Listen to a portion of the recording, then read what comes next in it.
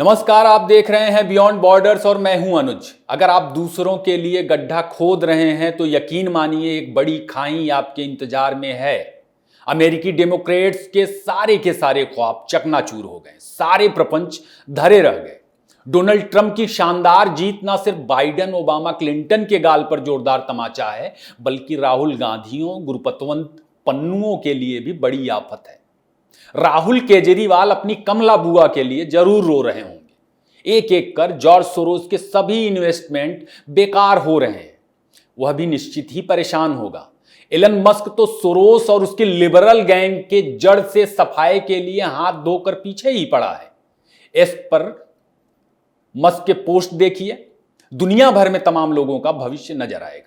Zelensky की हवा नतीजों के बाद से टाइट है, पुतिन का ठाठ है, और नतीजों के आने के बाद से ही CNN जैसे चाटुकार मीडिया समूह अब यूक्रेन पर रूस की बढ़त बताने लगे हैं। मोहम्मद यूनुस की नेतागिरी का भूत उतर सकता है। पाकिस्तान समेत तमाम कट्टरपंथी देशों में हालात खराब हैं। काला जादू में माहिर इमरान की वाइफ बुशरा बीबी को पाकिस्तानी कोर्ट में शायद बुर्का उतारकर अब रोने की जरूरत भी ना पड़े।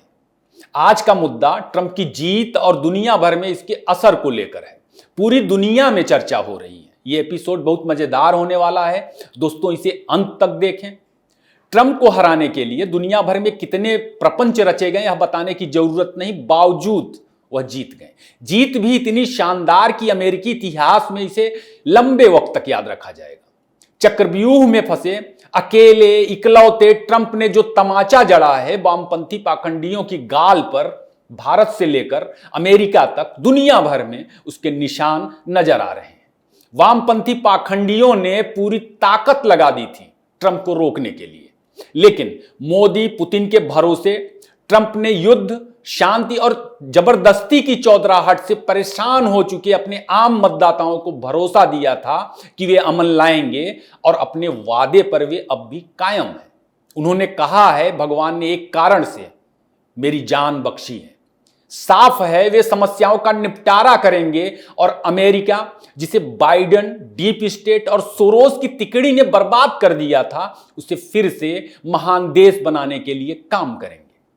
अमेरिका में ट्रंप की जीत के बाद दुनिया भर में क्या क्या बदलाव हो सकते हैं, क्या संकेत निकल करके आ रहे हैं, आज उसी पे बात तो होगी। लेकिन सबसे पहले ट्रंप को 2020 के चुनाव की तरह रोकने की जो साजिशें हुई और काउंटिंग के दिन तक जिस तरह माहौल बनाया गया, पहले उसे समझ लेते हैं। बाइडेन, ओबामा और क्लिंटन जैसे दर्जनों ताकतवर डेमोक्रेट्स और अमेरिकी डीप स्टेट मीडिया ने क्या कुछ नहीं किया किसी भी तरह ट्रंप को रोक दिया जाए। अगर आप देखें तो बहुत हद तक लगता है कि जैसे मोदी के खिलाफ भारत में अभियान चलाए गए थे, अमेरिका में भी बिल्कुल उसी पैटर्न पर ट्रंप के खिलाफ प्रपंच रचे गए। ट्रंप को अपराधी बताया गया, संविधान विरोधी बताया गया, कट्टरपंथी बताया गया और पिछड़ा तक करार दे दिया गया। उन्हें गंवार साबित कर दिया गया, जमकर मजाक उड़ाया गया। लाखों की संख्या में घुसपैठिए वोट लेकर के अमेरिका में लोग पहुंचे। अमेरिका का गद्दार भी ट्रंप को कहा गया। सोरोस पैसे पानी की तरह बहाया, क्या क्या नहीं किया गया। लेकिन भारतवंशियों ने ट्रंप का जिस तरह साथ निभाया, वह भी राहुल जी, केजरीवाल जी की कमला बुआ के सामने वह किसी मिसाल से कम नहीं है। पहले तो ट्रंप को अपनी ही पार्टी में दूसरे दावेदारों से जूझना पड़ा। भारतवंशी कारोबारी और राजनेता विवेक रामास्वामी भी रिपब्लिकन पार्टी के दावेदार थे। उन्होंने कैंपेन भी चलाया और उसके नतीजे बढ़िया निकल के आ रहे थे। लेकिन प्रेसिडेंशियल इलेक्शन में डेमोक्रेट्स को रोकने के लिए रामास्वामी ने अपनी उम्मीदवारी वापस ले ली और ट्रंप को सपोर्ट कर दिया।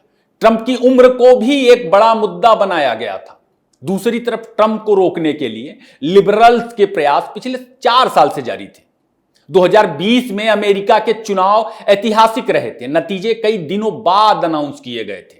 ट्रंप का आरोप था कि उनके खिलाफ साजिश की गई थी। ट्रंप ने नतीजों को मानने से इनकार कर दिया था, जिसके बाद उनके समर्थकों की तरफ से कैपिटल हिल्स पर हिंसा की वारदात देखने को मिली थी। हिंसा के मामले में ट्रंप को भी आरोपी बनाया गया कि उनके उकसाने की वजह से ही हिंसा हुई। उन पर अलग अलग अदालतों में कई मामले चल रहे थे। कुछ मामलों में उन्हें कोर्ट से दोषी भी करार दे दिया गया था। मई 2024 में मैनहट्टन की एक अदालत ने ट्रंप को 34 बड़े अपराधों का दोषी करार दिया। तमाम गड़े मुर्दे उखाड़े गए। इनमें एडल्ट फिल्मों की स्टार स्टॉर्मी डेनियल्स को उनका मुंह बंद रखने के एवज में दिए गए पैसे का मामला भी शामिल था।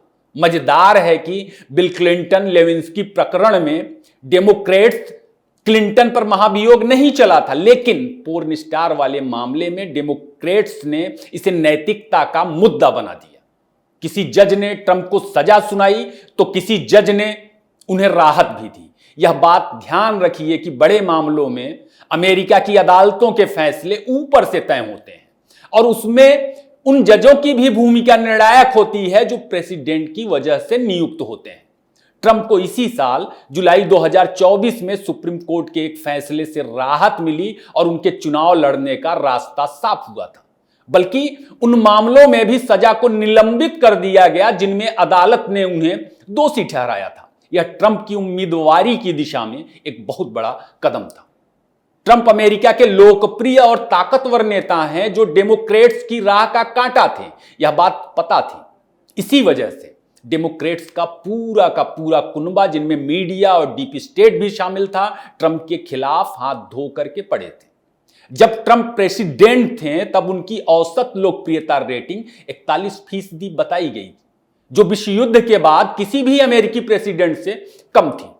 जब वह राष्ट्रपति पद से हटे तो यह रेटिंग 34% बताई गई। खैर, प्रोपेगेंडा फैलाने वाले जिनकी रेटिंग हाई बता रहे थे, उनकी पार्टी का हश्र आज की तारीख में पूरी दुनिया खुली आंखों देख रही है। ट्रंप के खिलाफ जमकर प्रोपेगेंडा वीडियो चलाए गए, फेक न्यूज फैलाई गई। अमेरिकी मीडिया ने ट्रंप को हराने के लिए सभी हदें पार कर दी। New York Times, CNN, Washington Post, कोई पीछे नहीं था। पिछली बार भी कुछ ऐसा ही प्रोपेगेंडा चलाया गया था और कई दिन बाद जारी नतीजे उस प्रोपेगेंडा में दब करके रह गए। इस बार भी यह साबित करने का प्रयास हुआ कि ट्रंप रूस और पुतिन के हमदर्द हैं। एक तरह से उन्हें देशद्रोही करार दिया गया। CNN के एक एक्सक्लूसिव प्रोपेगेंडा रिपोर्ट जो वोटिंग के दिन प्रकाशित हुई, उसमें ट्रंप के कथित समर्थक इन्फ्लुएंसर के हवाले से यह बताने का प्रयास हुआ कि कैसे रूस ने उसे $100 दिए थे एक प्रोपेगेंडा वीडियो साझा करने के लिए। वीडियो जिसमें ट्रंप का कथित समर्थक उसको यह बताना था कि अमेरिका में अवैध हैती चुनाव में वोट डालेंगे। ट्रंप के कथित समर्थक को इसलिए चुना गया ताकि नैरेटिव भरोसेमंद लगे और यह साबित हो जाए कि ट्रंप के लिए पुतिन अभियान चला रहे हैं, अमेरिकी चुनाव में ट्रंप के लिए पुतिन हस्तक्षेप कर रहे हैं।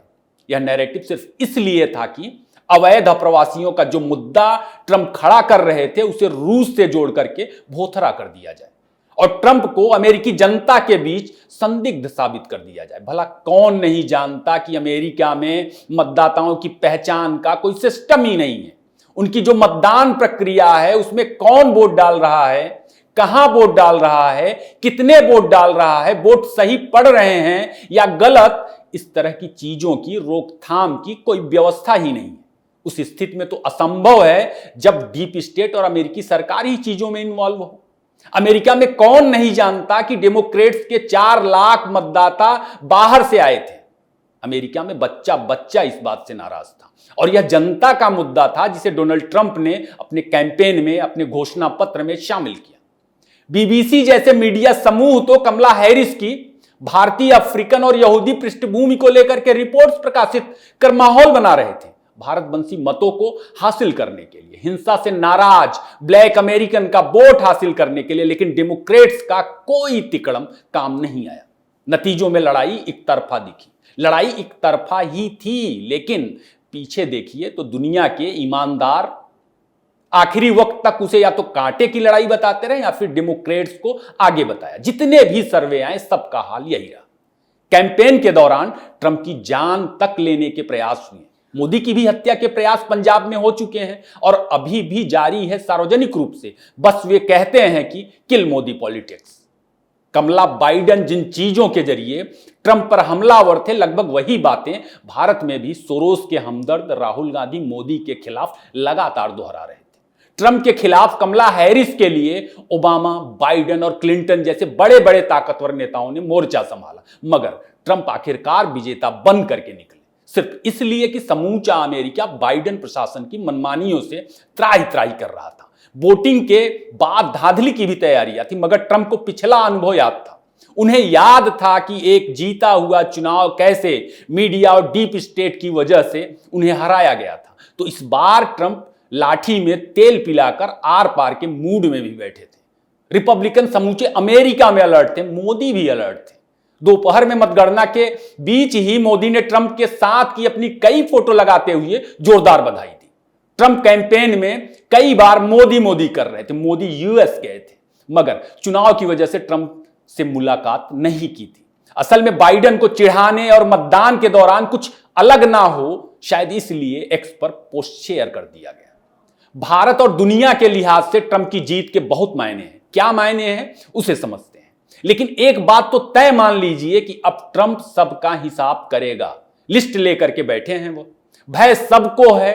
ट्रंप की कसम से जेलेंस्की भी डरा हुआ है। ट्रंप की जीत पर जेलेंस्की ने तारीफ में कहा कि वे ट्रंप की शक्ति के माध्यम से शांति के प्रति प्रतिबद्धता की सराहना करते हैं। मुझे सितंबर में राष्ट्रपति ट्रंप के साथ हमारी शानदार बैठक याद है, जब हमने यूक्रेन यूएस रणनीतिक साझेदारी, विजय योजना और यूक्रेन के खिलाफ रूसी आक्रामकता को समाप्त करने के तरीकों पर विस्तार से चर्चा की थी। ट्रंप युद्ध को पसंद नहीं करते हैं। इस कैंपेन में भी उन्होंने इसे स्पष्ट रूप से कहा। ट्रंप इस वादे के साथ पहली बार व्हाइट हाउस पहुंचे थे कि वे कोई नई जंग शुरू नहीं करेंगे, और उन्होंने इस वादे को पूरा भी किया। वो खुद को युद्ध विरोधी उम्मीदवार के तौर पर पेश करते हैं। आतंकी देशों को छोड़कर ट्रंप दुनिया के किसी भी देश के साथ शांतिपूर्ण संबंध बनाना चाहते हैं। वे किम जोंग के साथ भी बातचीत की टेबल पर बैठ चुके हैं। इस चुनाव में भी ट्रंप ने पुतिन से अपनी दोस्ती का हवाला देते हुए कहा था कि वे प्रेसिडेंट बनते ही युद्ध रुकवा देंगे। रूस यूक्रेन की जंग 2.5 साल से जारी है और इसकी वजह से अमेरिका में बहुत नाराजगी है। दुनिया भर पर इसका असर, नकारात्मक असर पड़ा है। डेमोक्रेट्स को युद्ध पसंद है। जेलेंस्की की प्रतिक्रिया से साफ है कि वह सरेंडर कर चुका है, क्योंकि रूस अब यूक्रेन पर बहुत भारी पड़ रहा है। और नतीजों के बाद पहली बार अमेरिकी मीडिया ने इस बात को माना है। यह भी माना कि किम जोंग के 10,000 सैनिक मोर्चे पर हैं। संख्या और बढ़ सकती है। अभी तक पुतिन ने अमेरिकी चुनाव में ट्रंप की जीत पर कोई प्रतिक्रिया नहीं दी है। क्रेमलिन के प्रवक्ता दमित्री पेस्कोव ने कहा, मुझे ट्रंप को बधाई देने को लेकर उनकी यानी प्रेसिडेंट पुतिन की किसी योजना के बारे में जानकारी नहीं है। उन्होंने कहा कि अमेरिका प्रत्यक्ष और अप्रत्यक्ष तौर पर हमारे खिलाफ चल रहे युद्ध में शामिल है। कुल मिलाकर पुतिन अभी ट्रंप की नीतियों का इंतजार कर रहे हैं। ट्रंप ने पुतिन की आलोचना नहीं की, बल्कि उन्होंने जेलेंस्की की कई बार सार्वजनिक आलोचनाएं की है। शायद पुतिन देखना चाहते हैं, इंतजार कर रहे हैं कि ट्रंप रूस यूक्रेन की जंग को रुकवाने के लिए उन्होंने जो वादा किया था उसे लेकर के उनकी योजनाएं क्या है। जॉर्ज सोरोस अमेरिका ही नहीं, इस वक्त दुनिया के कई हिस्सों में अस्थिरता फैलाने के लिए कुख्यात हो चुका है। सोरोस डेमोक्रेट्स के सबसे बड़े फाइनेंसर हैं। उन पर आरोप है कि वे राजनीति को अपने पैसों के जरिए प्रभावित करते हैं। ट्रंप की जीत के बाद उन्हें परेशान होना पड़ सकता है। कैंपेन के दौरान एलन मस्क ने तीखे हमले किए थे और अब मान के चलिए कि उन्हें परेशान होना पड़ सकता है। सोरोस ने न सिर्फ अमेरिका बल्कि भारत में भी राजनीतिक स्थिरता को पैसों के दम पर प्रभावित करने के प्रयास किए। बांग्लादेश में भी सोरोस ने डीप स्टेट के साथ मिलकर शेख हसीना का तख्ता पलट किया और शेख हसीना ने सीधे सीधे बांग्लादेश में एक चुनी हुई सरकार को अपदस्थ करने के सार्वजनिक आरोप लगाए। कहने की बात नहीं कि सोरोस की वजह से आज की तारीख में अमेरिका के संबंध कई राष्ट्रों से बहुत खराब हो चुके हैं। जाहिर सी बात है कि सोरोस ओबामा के एनजीओ सहयोगी मोहम्मद यूनुस के लिए भी मुश्किलें आने वाली हैं। बांग्लादेश पर ट्रंप की क्या नीति रहेगी? उन्होंने वहां हिंदुओं पर लगातार हो रही आतंकी हिंसा को खत्म करने की बात की है। वो पहले ही कह चुके हैं ट्रंप शांतिपूर्ण माहौल में बिजनेस पसंद करते हैं, युद्ध से उन्हें एलर्जी है। डेमोक्रेट्स अशांतिपूर्ण माहौल में बिजनेस करते हैं और उन्हें युद्ध बहुत पसंद है। पाकिस्तान की भी तबीयत खराब है दोस्तों। ट्रंप पहले भी आतंकियों को संरक्षण देने की वजह से पाकिस्तान की सार्वजनिक निंदा कर चुके हैं और उन्होंने मदद भी बंद कर दिया था। भारत को चिढ़ाने के लिए बाइडेन प्रशासन ने पाकिस्तान को $7 बिलियन का लोन अप्रूव किया है। लोन कई किस्तों में दिया जाना है। इस बात की बहुत हद तक संभावना है कि अब ट्रंप के आने के बाद पाकिस्तान को IMF से मिलने वाली रकम आतंक और दूसरी अलोकतांत्रिक चीजों की वजह से रोक दी जाए। पाकिस्तान में भी धार्मिक अल्पसंख्यकों पर बेतहाशा हमले बढ़े हैं। हालांकि इसकी उम्मीद कम है, बावजूद ट्रंप को पाकिस्तान के मौजूदा हालात बिल्कुल भी पसंद नहीं आने वाले हैं। अमेरिकी चुनावों को लेकर पाकिस्तान में एक और बहस थी कि अगर ट्रंप जीते तो इमरान खान को जेल से निकलवा सकते हैं। इमरान खान जेल में महीनों से बंद है। इमरान एंटी चीन है, उन्हें चुनाव में धांधली करके हरवाया गया। वे कई महीनों से जेल में बंद हैं। उनकी पत्नी के खिलाफ भी मामले हैं। अभी हाल ही में बुशरा बीबी ने कोर्ट में रो रो कर अपने और इमरान के ऊपर कानूनी उत्पीड़न का मुद्दा उठाया था। हां, ट्रंप को चीन से बहुत दिक्कत है। अब सवाल है कि चीन के खिलाफ ताइवान को लेकर ट्रंप पूर्ववर्ती बाइडेन प्रशासन की योजनाओं पर चलेंगे या कुछ अलग करेंगे। वैसे ट्रंप चीन की कारोबारी साम्राज्यवादी नीतियों का विरोध करते रहे हैं। ट्रंप क्या करेंगे अभी कुछ साफ साफ नहीं कहा जा सकता, मगर चीन के खिलाफ तो युद्ध नहीं करना चाहेंगे। ट्रंप की जीत के बाद चीनी कम्युनिस्ट पार्टी के माउथपीस ग्लोबल टाइम्स की प्रतिक्रिया से लगता है कि चीन उलझने के मूड में फिलहाल नहीं है। ट्रंप की जीत पर ग्लोबल टाइम्स ने लिखा, हम अमेरिकी जनता के निर्णय का सम्मान करते हैं और ट्रंप को संयुक्त राज्य अमेरिका के राष्ट्रपति चुने जाने पर बधाई देते हैं। ट्रंप की अप्रवासी विरोधी नीति पर भी बात हो रही है दुनिया भर में। डेमोक्रेट्स ने ट्रंप के खिलाफ इसे मुद्दा भी बनाया था कि अगर ट्रंप आएंगे तो लोगों को बाहर निकाल देंगे। हकीकत में ट्रंप अप्रवासी विरोधी नहीं है, बल्कि यह उनकी राजनीति का सबसे बड़ा मुद्दा है। ट्रंप कारोबारी और रिपब्लिकन सदस्य थे। ओबामा की अमेरिकी ओरिजिन को लेकर के वे सवाल उठाते रहे थे। चुनाव जीतने के बाद जब ओबामा ने टाउन हॉल किया और उसमें ट्रंप भी मौजूद थे, वहां पर ट्रंप का नाम लेकर के उनका खूब मजाक उड़ाया गया। इसके बाद ही ट्रंप ने अमेरिका का प्रेसिडेंट बनने का लक्ष्य बनाया था। यह सच्चाई है कि ओबामा के प्रेसिडेंट बनने के बाद अमेरिका में अवैध अप्रवासियों की संख्या में बेतहाशा वृद्धि देखी गई, जबकि अप्रवासियों को लेकर ट्रंप की नीति है कि कुशल और प्रतिभाशाली लोग ही अमेरिका आए। इल्हान उमर जैसे कूड़ा कचरा अमेरिका में ट्रंप नहीं चाहते। ट्रंप का यही मुद्दा भी है और इसका असर आप स्क्रीन पर अमेरिकी इलेक्शन रिजल्ट मैप में ही देख लीजिए।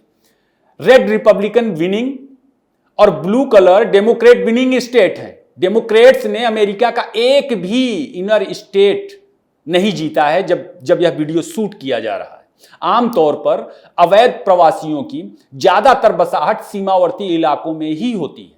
ट्रंप बिजनेस और दोस्ती में यकीन रखते हैं। ट्रंप की जीत का सकारात्मक असर अमेरिका और दुनिया के अलग अलग हिस्सों में शेयर बाजार पर भी दिख रहा है। रॉयटर्स के मुताबिक ट्रंप की जीत के बाद अमेरिकी शेयर बाजार रिकॉर्ड हाई पर है। यह अच्छा संकेत है। दुनिया बदल चुकी है तो ट्रंप भी उसे स्वीकार करते हैं। यही वजह है कि ट्रंप की दोस्ती पुतिन के साथ भी है और दुनिया में शांति बनी रहे, इसके लिए ट्रंप किम जोंग उन के साथ भी बातचीत करने के लिए तैयार हो जाते हैं। ट्रंप और मस्क दोनों को भारत और एशिया से बहुत उम्मीद है, लेकिन टैरिफ बढ़ाने को लेकर के दुनिया भर में चिंताएं सामने आ रही हैं। ट्रंप चीन का नाम लेकर कई बार इसे दोहरा भी चुके हैं। यह आगे देखने वाली चीज होगी। इस्लामिक चरमपंथ पर ट्रंप का नजरिया साफ है। आतंकवाद पर उनकी लाइन बिल्कुल क्लियर है। भारत के लिए ट्रंप का जीतना निश्चित ही सकारात्मक है। मोदी के साथ उनकी ट्यूनिंग बताने की जरूरत नहीं। यह उसी ट्यूनिंग का कमाल है कि कमला के रूप में डेमोक्रेट्स के चारे को देखकर भी भारतवंशी वोटर आकर्षित नहीं हुए। एशिया में ट्रंप जो भी करेंगे उनकी कोशिश रहेगी कि भारत नाराज ना हो। ट्रंप के जीतने का मतलब है दुनिया अब शांति की तरफ बढ़ेगी। आतंकियों की शामत आने वाली है, वो चाहे जो हो, पाकिस्तान हो या ईरान, हमास हो या हिजबुल्ला। भारत और अमेरिका के जो रिश्ते खराब हुए हैं, ट्रंप उसे भी ठीक करने का प्रयास करेंगे और भारत की चिंताओं को समझेंगे। हालांकि कनाडा के खिलाफ ट्रंप से बहुत ज्यादा उम्मीद करना बेमानी है, लेकिन खालिस्तानी आतंकियों के मसले पर वे जरूर कुछ ना कुछ करेंगे। खासकर गुरपतवंत सिंह पन्नू को जरूर दिक्कत हो सकती है। उम्मीद की जानी चाहिए कि कोविड के बाद से जिस तरह लंबे युद्ध चल रहे हैं उनका खात्मा होगा। आज के लिए बस इतना ही। वीडियो आपको कैसा लगा जरूर बताएं, इसे लाइक करें, शेयर करें और अपने दोस्तों के साथ साझा करना ना भूलें। आपने इतना समय दिया, आपका बहुत बहुत धन्यवाद।